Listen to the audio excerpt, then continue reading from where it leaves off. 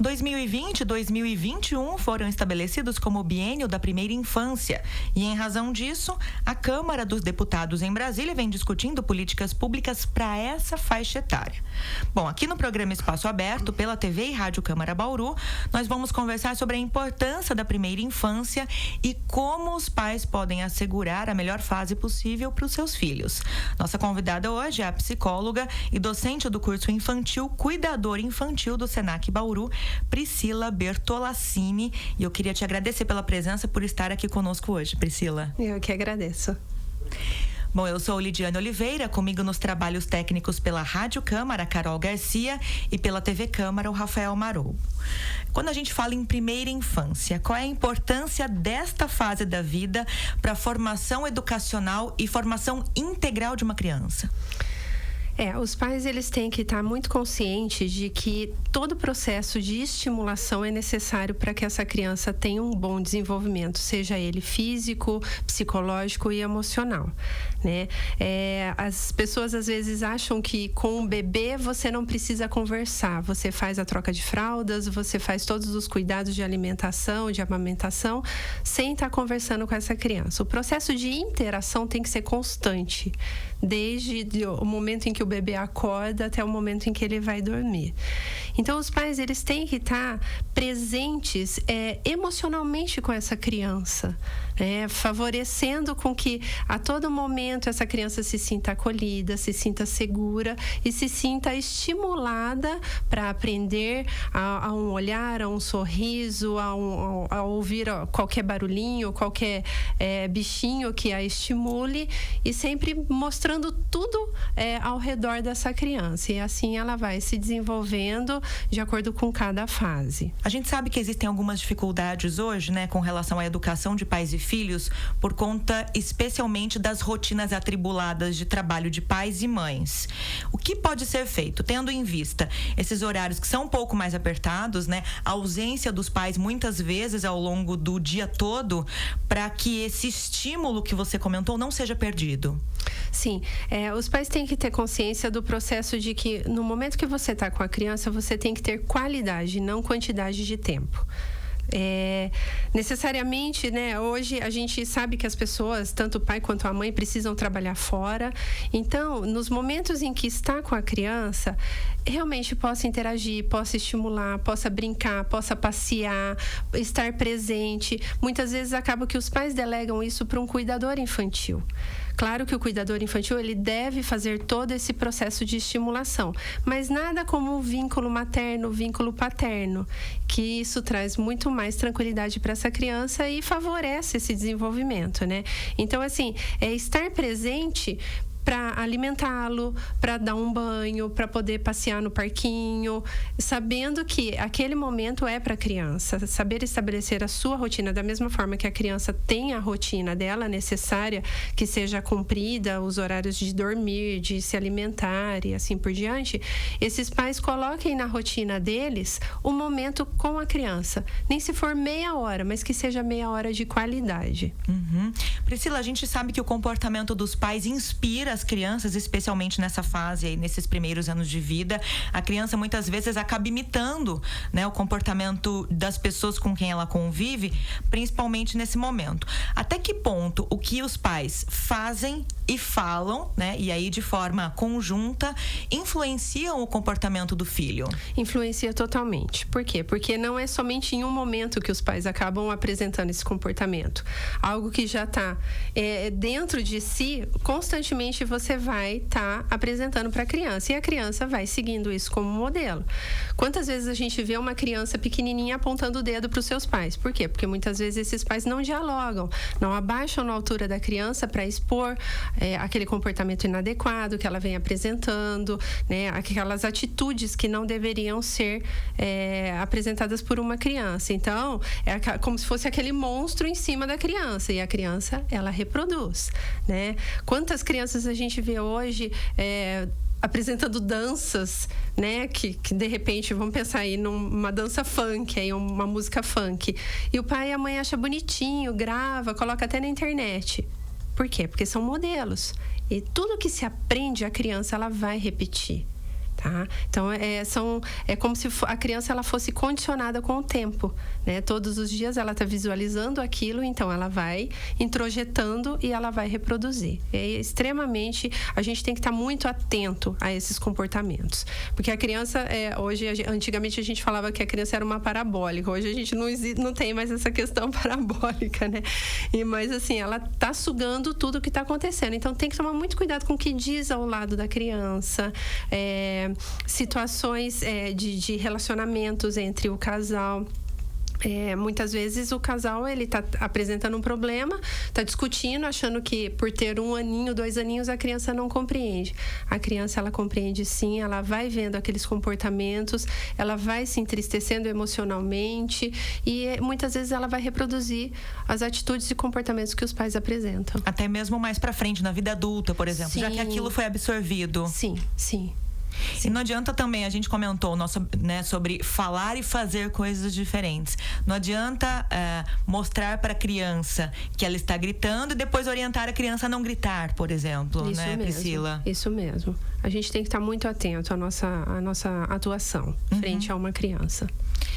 Ainda falando sobre a questão da primeira infância, a gente sabe que a partir dos 2, 3 anos de idade, o bebê, né, ou até um pouco mais pequeno ainda, o bebê já consegue produzir algumas imagens mentais próprias. Como é que os pais podem ajudar para que essas mensagens, então, não sejam negativas, né, que sejam imagens construídas de forma positiva? Sim, a gente não deve educar uma criança achando que o mundo é um conto de fadas, certo? É lógico que a criança ela tem que vivenciar a realidade daquele momento. Porém, situações e comportamentos que os pais apresentem precisam ser sempre positivas, estimuladoras e motivadoras. Por quê? Isso mexe com a autoestima. E uma criança que não tenha essa autonomia, né, delegada pelos pais, porque se os pais fazem tudo por ela e ela não pode estar se desenvolvendo, ela não é permitida, como que ela vai apresentar esse comportamento de autonomia lá na frente? Então, esses modelos precisam ser realmente assim muito fortes e muito estimuladores para que a criança constantemente tente, busque e veja que existem possibilidades de respostas positivas. E a curiosidade das crianças, as crianças pequenas que fazem aquelas perguntas que deixam os pais de cabelo em pé. Como é que deve ser o comportamento dos pais nesse momento? Nunca deixar de responder os porquês de uma criança, certo? Claro que na linguagem de entendimento e compreensão dessa criança, mas assim, muitas vezes os pais se preocupam, né? Quando uma criança chega e pergunta o que é sexo? Já vem a questão do ato sexual em si. E, de repente, você pode responder para essa criança: eu sou do sexo feminino, seu pai é do sexo masculino. E conforme as perguntas vão surgindo, você vai esclarecendo. Muitas vezes a gente tem uma tendência a antecipar as respostas, achando que aquilo que a criança está perguntando é algo, né, que está deixando a gente de cabelo em pé. Claro que virão as perguntas, mas sempre com naturalidade e nunca esconder. Claro que você não vai expor situações, né, que não sejam adequadas para a idade, mas sempre esclarecendo, sempre pontuando a verdade e de uma forma que a criança consiga compreender. Tentar usar a linguagem da criança, então. Isso. Que nem na questão de sexo. Você pode dizer que o papai e a mamãe se amam. Gostam de estar juntos, de fazer um carinho no outro, de dar um beijo no outro. Para uma criança de 4, 5 anos, se ela te perguntar isso. Então, conforme ela for amadurecendo, você vai esclarecendo de acordo com o entendimento que ela vai ter. Priscila, como deve ser a relação entre pais e escolas? A gente ouve muito hoje, né, que os pais estão atribuindo às escolas, aos professores, um papel que seria muito maior, né? A gente, quando pensa em educação pedagógica, né, e as escolas acabam reclamando muitas vezes que os pais esperam delas a formação humana. Sim. Como é que deve ser essa relação e até que ponto esse papel de formação humana é das escolas ou é exclusivo das famílias? Essa questão de formação humana são os valores e princípios que a gente carrega dentro da nossa família. Não é papel da escola, né, educar a criança referente a essas questões. Claro que a escola ela vai constantemente trazer isso, né, para as atuações sociais, de interação dentro de sala de aula, porém, não é responsabilidade da escola. A família que realmente precisa pontuar e educar a criança em cima desses princípios.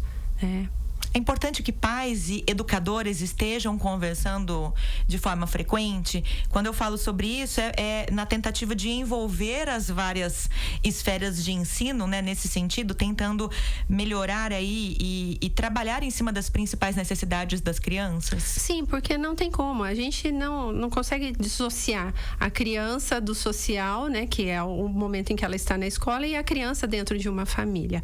Ela vai trazer esse papel constantemente em ambos as atuações dela. Então, essa interação entre pais e professores tem que ser constante, porque muitas vezes a criança tem apresentado um comportamento inadequado em casa, os pais precisam pontuar para os professores o que estão fazendo, como estão fazendo, para que lá na escola eles consigam dar continuidade nessa atuação, né? E vice-versa, porque às vezes a criança ela vai ter o comportamento inadequado na escola, seja de maltratar um coleguinha, seja de brigar. E aí? O que os pais têm que fazer? Eles trazem a criança, estão ali em casa e vão conversar, vão mostrar que aquilo não é bacana, que ela não vai ter amiguinhos depois, que ela precisa realmente compreender a diferença do outro. Então, é uma troca constante que deve existir. E não ficar reclamando, essa escola só me liga, eles não resolvem lá e jogam pra gente, de forma alguma. Tem que ter um papel mais ativo nesse sentido. Sim, né? A responsabilidade maior é dos pais, e não da escola. A gente sabe, você comentou aqui no nosso bate-papo, que tem muitas crianças, especialmente nos primeiros anos de vida, ficam boa parte do dia sob os cuidados de cuidadores infantis. Inclusive, aqui no Senac Bauru, nós temos um curso que é oferecido para a formação desse tipo de profissional. Que dicas você daria para as pessoas que atuam ou têm interesse em atuar nessa área? Sim, primeira coisa é gostar de crianças e de pessoas, porque esse cuidador ele vai conviver com professores, com pais, então ele precisa realmente gostar do que vai fazer, tá? Quem deseja ser cuidador é algo fascinante. As pessoas que fazem o curso se encantam, porque ali a gente aprende desde as questões de adaptação do cuidador ao trabalho, os modelos de família, porque hoje nós temos famílias com modelos muito diferentes do tradicional, né? A gente vê as questões do desenvolvimento infantil, a criança que possui uma deficiência, como que você vai atuar frente a essa criança, e as questões de cuidados realmente das necessidades básicas dessa criança, de alimentação, troca de fralda, dos cuidados gerais do dia a dia da criança. Bom, essas são as orientações da Priscila Bertolassini. Ela é nossa convidada hoje aqui no programa Espaço Aberto pela TV e Rádio Câmara Bauru. Priscila é psicóloga e docente do curso Cuidador Infantil do Senac Bauru. Esclareceu aqui com a gente algumas questões ligadas à primeira infância. Priscila, obrigada pela presença. Eu que agradeço. Obrigada a você também pela sua sintonia e até a próxima.